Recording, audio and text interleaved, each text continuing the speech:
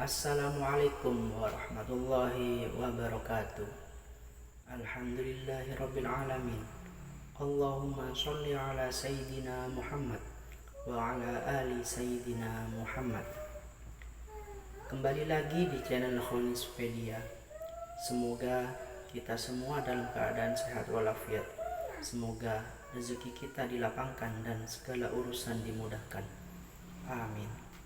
Sebelum lanjut pada pembahasannya, mari kita bersama-sama dukung channel Khonispedia ini dengan cara tekan tombol like, komen, share, dan subscribe-nya agar channel ini dapat berkembang dan dapat terus menjadi penyambung tausiah Islami. Baik, mari kita simak penjelasan dari Ustadz bersama-sama dengan harapan dapat menjadi tambahan ilmu yang bermanfaat untuk kita. Anda bisa mendapatkan kebahagiaan dalam aktivitas apapun sekalipun sederhana. Tapi ketika kebahagiaan itu tidak diiringi dengan ridha Allah, rasanya itu akan selalu sementara. Kita butuh momen-momen baru untuk mendatangkan kebahagiaan itu. Tapi titik poin ketika Allah ridha dengan apa yang kita kerjakan, apa yang kita lakukan, maka Allah akan tanamkan satu cawan yang luas kandungannya, yang bisa menerima setiap keadaan dengan hal yang paling menyenangkan. Apapun yang kita lihat selalu nyaman. Yang kita dapati, kita ridha dengan apa yang Allah berikan. Keadaan itulah yang oleh Nabi itu diungkapkan dengan komen yang sangat simpel tapi dalam isinya. Kata Nabi, ajaban di amril mu'min. Orang beriman itu kalau benar imannya, maka kehidupan itu mengagumkan.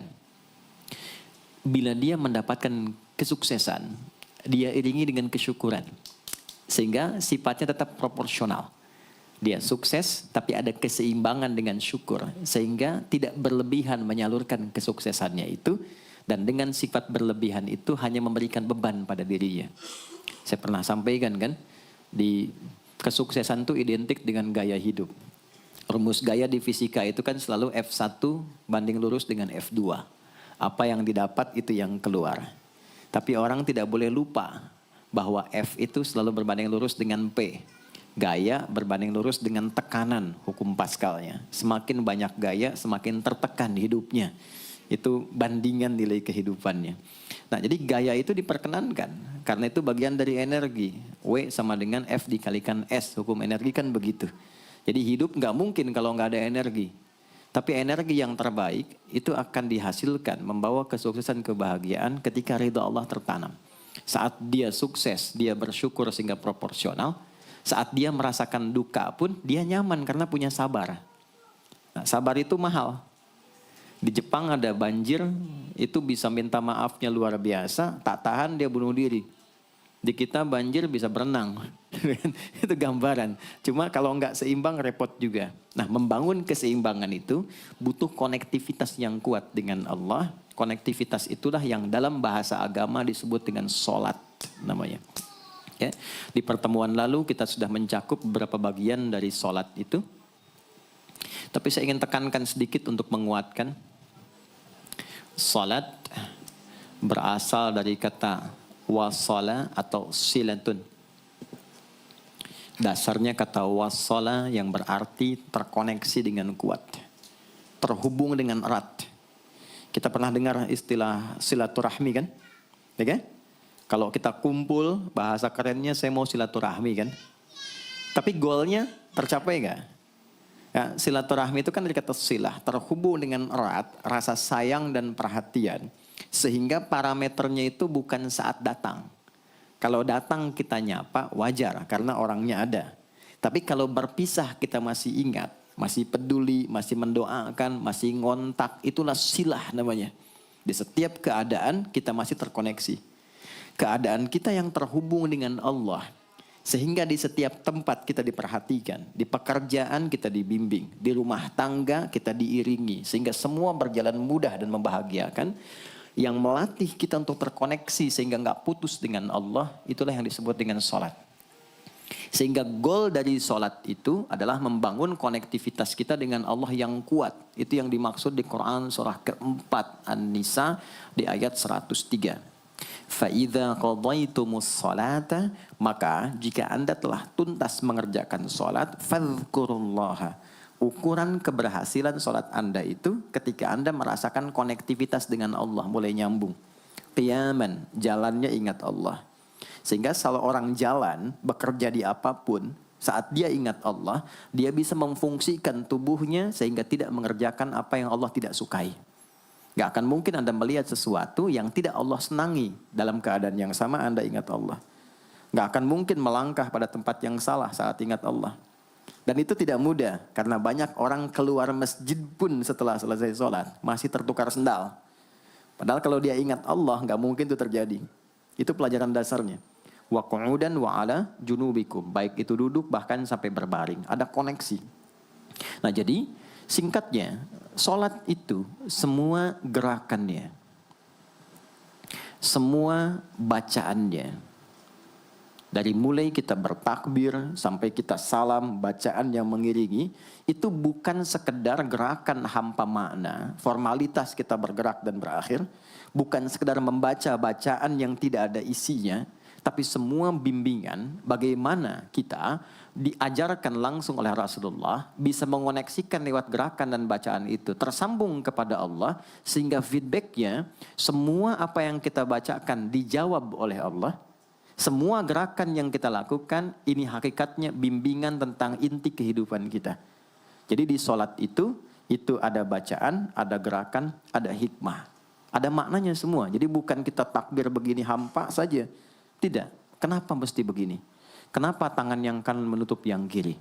Kenapa bacaannya setelah itu ada iftitah, ada al-fatihah? Itu ada maknanya. Dan dahsyatnya, semua profesi-profesi sahabat dan generasi setelahnya yang belajar dengan benar tentang sholat ini, itu semua merubah hidupnya jadi lebih sukses dari apapun yang mereka pilih dalam menjalani hidup. Dan yang paling hebat, itu yang menjadikan Nabi mendapat perintah pertama bukan zakat, bukan haji, bukan umrah, bukan puasa, tapi sholat. Dan perintahnya khusus, spesial, disampaikan dalam peristiwa Isra Mi'raj, untuk memberikan pesan begitu tingginya nilai sholat ini untuk kehidupan manusia. Mohon izin maaf bagi teman-teman yang baru bergabung, supaya tidak banyak mengulang, teman-teman bisa cek kembali di pelajaran sebelumnya. Kita kemarin telah selesai di pembahasan iftitah dengan tangan kanan meletakkan di punggung yang kiri, lalu kemudian diletakkan di atas dada seperti ini. Kesimpulannya adalah, saya cepat saja, dari mulai kita bertakbir, kalau ingin terkoneksi dengan Allah, maka fokuskan diri kita untuk tersambung. Buang urusan dunia semua ke belakang. Jangan bawa dalam sholat. Kalau ingin kita tersambung dengan Allah, tepikan yang lain, hadapkan diri kita, pasrahkan. Hanya Allah yang tinggi, yang agung, yang istimewa. Kalimat agung, tinggi, istimewa, itu disebut dengan akbar. Maka kita ucapkan Allahu Akbar. Kita buang semua urusan dunia ke belakang, pasrahkan diri kita, hadirkan sekarang hanya Allah yang agung saja. Itu poinnya. Kenapa problemnya tidak sedikit orang sholat itu sulit menemukan kekhusyuan? Karena dia bertakbir masih membawa dunia. Dia tidak sholat dengan memahami gerakan takbirnya.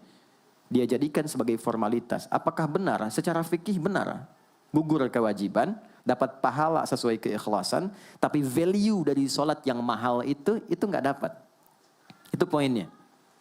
Buang semua urusan dunia, kemudian tambatkan diri kita hanya kepada Allah. Dan uniknya kata Nabi, di fase itulah setan mulai bertugas yang mengganggu kita, supaya kita tidak fokus untuk memahami dan melakukan apa yang kita baca dan kita gerakan. Ada setan khusus menggoda orang sholat, namanya khanzab. Nanti ada 9 jenis setan yang detil tugasnya itu berada di sekitaran kita. Mungkin satu kali Mas Baim kita belajar tentang fikih setan. Belum pernah ada kan ya? Anda kalau ke sini cuma tahu jalan yang lurus, nggak tahu macetnya, nggak tahu lubangnya, sulit menghindarinya. Kebanyakan orang belajar tentang malaikat, tapi nggak belajar setannya. Sehingga nggak tahu setan apa yang sedang memprovokasi dirinya. Di Quran, malaikat disebutkan 88 kali, setan disebutkan 88 kali.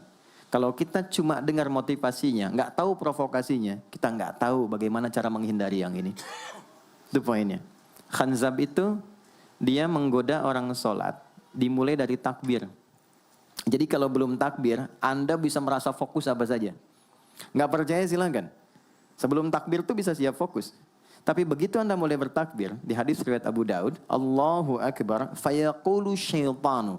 Maka di sini setan mulai tugasnya untuk mengganggu orang supaya nggak dapat nilai-nilai tadi. Maka dia berkata, udhkur kadza. Kamu ingat ini ya, kamu ingat itu ya. Betapa Anda memulai dengan membuang semua urusan dunia. Tapi kalau sudah takbir, itu setan yang install. Masuk sendiri dia. Makanya kalau nggak percaya silakan nanti zuhur tuh ya. Begitu Anda takbir, itu masuk semua. Ingat ini, ingat itu, mobil parkir di mana. Sampai ceramah saya sekarang pun itu akan masuk. Ingat ya, ada setan yang goda. Nah itu setan itu. Itu setan sendiri. Membuat kita itu begitu lupa. Sampai lihat ujung hadisnya. Hatta la yash'ural musalli kam raka'atan yusalli. Sampai nanti akan ditemukan orang sholat. Dia tidak sadar berapa rakaat sedang menunaikan sholatnya. Nah itu kalau Nabi sampaikan pasti terjadi. Poin untuk kita bisa mengatasi itu, poinnya apa? Quran surah ke-29 dulu. Ayat 45. Quran surah 29, Al-Ankabut, ayat 45. Di Islam tuh uniknya begini, istimewanya. Enggak ada satupun ibadah yang hasil kreasi manusia. Semua terukur. Ini dalilnya, alasannya, landasan kita ibadah itu dari Tuhannya ini. Penjelasan contohnya ini dari Nabi. Pakemnya begini, kodifikasi ilmunya seperti ini. Sehingga terjaga sampai kapanpun.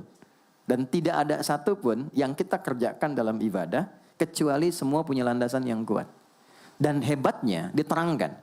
Ini caranya, ini bacaannya, ini maksudnya seperti ini hikmahnya. Kenapa Anda begini? Kenapa begitu? Hasilnya apa? Ketika seseorang sedang memulai sholatnya, dari awal dia pengen fokus, tapi ketika dia mulai bertakbir, muncul godaan, maka sebelum sholat ditunaikan, Allah sudah ingatkan. Utlu ma uhya ilaika minal kitab. Utlu itu dari kata tilawah. Artinya baca, pahami, amalkan apa yang telah dipahami itu. Jadi sejatinya sebelum sholat, kata Allah kalau ingin menikmati sholatnya, ingin tahu value dari sholat dan dihasilkan seperti orang dulu meraihnya, maka jangan kita terfokus untuk formalitas saja. Yang penting benar bacaan, takbir sampai salam terjaga. Betul, sekali lagi itu menggugurkan kewajiban. Formulasinya selesai, secara fikih tuntas. Tapi hikmah sholat yang tadi itu kita nggak dapat. Maka yang terjadi apa? Baca dulu. Tilawah, utlu, baca. Pelajari dulu. Sebelum sholat. Kemudian pahami. Kenapa takbirnya begini? Kita kemarin sudah belajar. Kenapa tangan kanan menutup yang kiri? Apa maksudnya sampai kita diperintahkan sholat? Bagaimana kemudian saat kita baca Al-Fatihah? Kenapa yang dibaca itu? Apa yang jadi bimbingan dari Al-Fatihah untuk kehidupan kita? Kalau sholatnya seperti itu akan merubah hidup kita. Itu langsung Allah sampaikan demikian. Lalu kerjakan, wa aqimis shalah, tunaikan sholat seperti aku tadi isyaratkan, kata Allah. Inna sholata tanha 'anil fahsya wal munkar. Maka jika engkau menunaikannya seperti itu, sholat akan merubah hidupmu. Itu kata Allah tuh. Minimal mendorong kita berbuat jadi lebih baik. Jadi bukan sekedar menjadikan kita pribadi baik, tapi semua yang kita kerjakan menjadi lebih baik. Itu sholat. Itu yang bisa merubah seorang Jundub bin Junadah yang dikenal dengan Abu Dzar al-Ghifari. Ini teman-teman, kenapa Ghifar itu viral? Ghifar itu adalah desa pembegal. Jadi semua sekampung begal semua. Sekampung. Pimpinannya namanya Jundub bin Junadah. Jundub bin Junadah. Singkatnya masuk Islam. Saat masuk Islam, secara singkat saja, Nabi arahkan, diajarin sholat. Betapa sholat merubah hidup beliau, jadi lebih baik. Kembali ke kampungnya, mengajarkan, singkatnya apa? Madinah heboh dengan kedatangan tapak kaki, yang ternyata itu orang-orang Ghifar. Sekampung kurang lebih masuk Islam, dan berubah jadi orang baik semua. Merubah hidup mereka. Jundub orang sukses, setelah itu jadi ustadz. Ini mungkin yang menginspirasi judul preman jadi ustadz. Ini tadinya pembegal semua. Sekampung sukses, jadi orang baik, aktivitasnya berubah, lebih berkualitas. Untuk memberikan inspirasi ke generasi masa depan, bahwa kami dulu pernah begini, dengan sholat kami berubah, kesuksesan kami raih, maka diviralkanlah nama daerahnya. Tambahkan al di depannya, ujungnya tutup dengan i. Maka dilekatkan nama bekennya, kunyah namanya Abu Dzar. Abu Dzar al-Ghifari. Al-Ghifari itu untuk memberikan kesan begini. Saya ini dari Ghifar. Itu kampung jelek, desa tempat pembegal, tapi Islam merubah saya menjadi lebih baik. Sholat mengarahkan saya punya kualitas hidup yang lebih baik. Itu poinnya. Sejak peristiwa itu, orang-orang Islam dari manapun yang bukan Arab, itu selalu melekatkan nama daerahnya untuk mengenalkan. Islam pun sudah sampai ke tempat saya. Buktinya, saya menjadi baik. Ada namanya Muhammad, punya bapak namanya Ismail, punya kakek namanya Ibrahim, kakek buyutnya Al-Mughirah, yang buyutnya Al-Bardizbah, tinggal di kecamatan Ju'fah, kabupatennya Bukhara, provinsinya Khorasan, negaranya Uzbekistan sekarang. Maka karena dari Bukhara, dia kenalkan diri, datang ke daerah Arab, saya dari Bukhara. Rumus yang sama, tambahkan al di depannya, ujungnya i. Maka dia katakan, ana al-Bukhari. Itulah Imam al-Bukhari. Bukan orang Arab.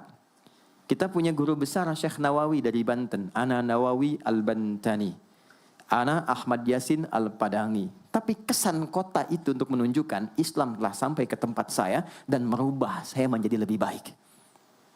Kang Baim datang ke Mekah, umrah. Katakan, saya Baim Bong al-Tanah Kusiri. Maka kesan yang dibangun itu telah sampai ke tempat saya, merubah saya lebih baik. Saya Arman al-Pondok Indahi misalnya kan, tidak masalah.